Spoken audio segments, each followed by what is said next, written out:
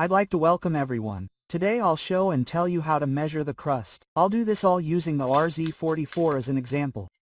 I just received this package recently, and I'll show you how to check it all. I've drawn a schematic. In today's video, I'll be measuring with a multimeter. Any multimeter will do. It doesn't matter if it's cheap, expensive, or any kind, and even if it has an analog to digital meter. First, look at the diagrams shown. Here's an N-channel MOSFET. Here's a P-channel MOSFET. They're kind of opposites. Okay, let's look at the circuit. There's one terminal called the gate, there's a terminal called the source, and there's a drain terminal. And if you look closely, the gate is isolated from all the other terminals. You can see there's a gap here, indicating that there's a diode connected between the drain and source. An N-channel diode is connected in this direction, and a P-channel diode is connected in the opposite direction. To check, we need to know that there's a diode here. Therefore, if we check with a regular meter in diode continuity mode, it should show a continuity between the drain and source. It won't show a continuity in the opposite direction, but there's another peculiarity here. Besides what the diode should show, our gate is isolated, but it has a very strong influence. But how? It seems isolated, but we can imagine it as a capacitor. One plate of a capacitor and another plate of a capacitor. The second plate of the capacitor is our channel, which on the transistor, if no voltage is applied here, is closed. It shouldn't conduct. And now, if we touch our device here, and since there is voltage there, depending on how we turn the probe, negative or positive, we will either close or open the transistor. But since it's a capacitor, it can accumulate charge. And I can tell you that this is a very good capacitor. I tested it. It can hold this charge for days, not even days, but weeks. And if we apply this charge here, our transistor will be open for a very long time. You can experiment with your transistors later. So, let's get started and see all this in practice. A small digression while I get out the transistor. If anyone works in electronics, radio components, or trades in electronics, you can contact me. You'll find my email address below the video. We can come to an agreement. I'll advertise you. So, I got this transistor. How is this transistor shown schematically? Let's look at the drawing from one of the previous videos. And here it has a gate. This is the left terminal. The drain is in the middle and the drain is on the right. Well, this is in my RFZ SOCCHE 44. And let's measure. Turn on the device. Turn on the diode continuity test. Yours may be set up differently. You'll find the diode marked on your device on the scale. I also have a test light here in parallel with the diode continuity test. You can check the connection. See, I'm just shorting it and doing it by ear. Why do some devices have this sound accompaniment?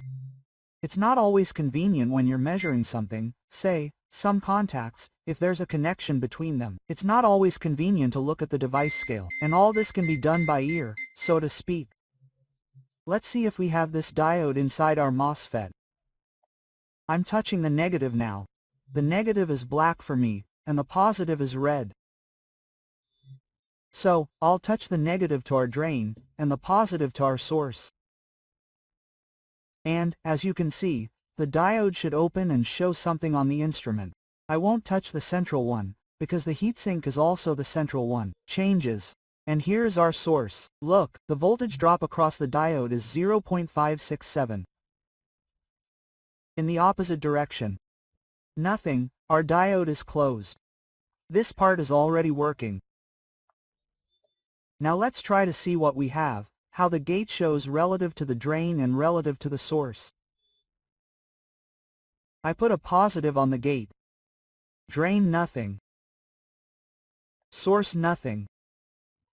Now let's try to look at our channel again. Remember, there was a diode here, it showed about 0.5 V. Let's look again now. And look, a beep sounds, and our voltage drop is 0. Almost a short circuit. Let's do it in the opposite direction. Also a short circuit. What happened? The transistor is shorted between the drain and source.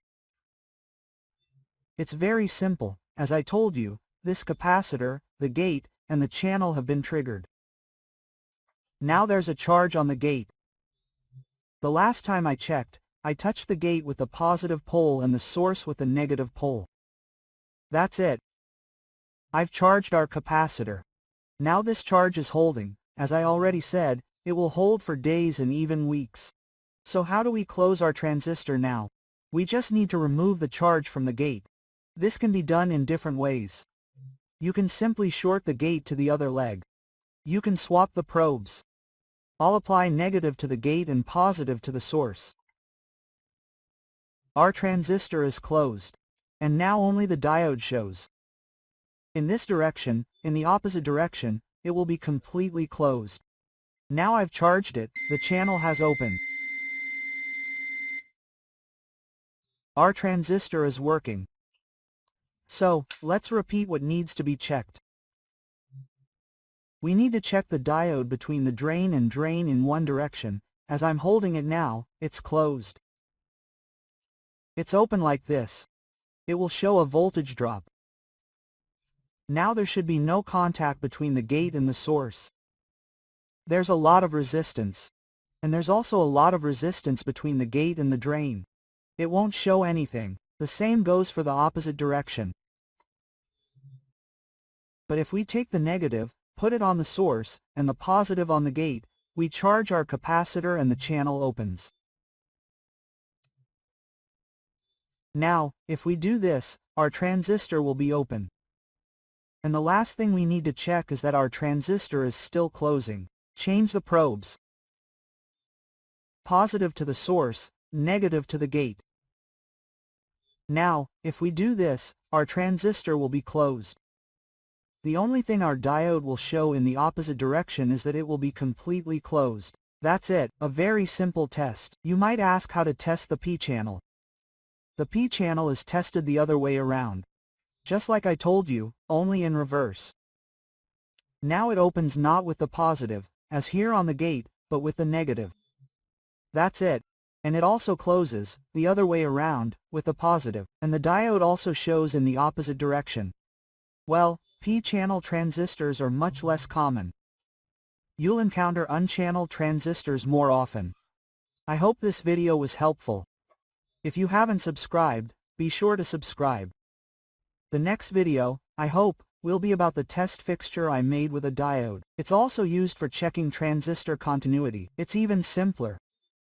And don't forget to like, share, and comment so more people can see it. That's all for now. Yeah,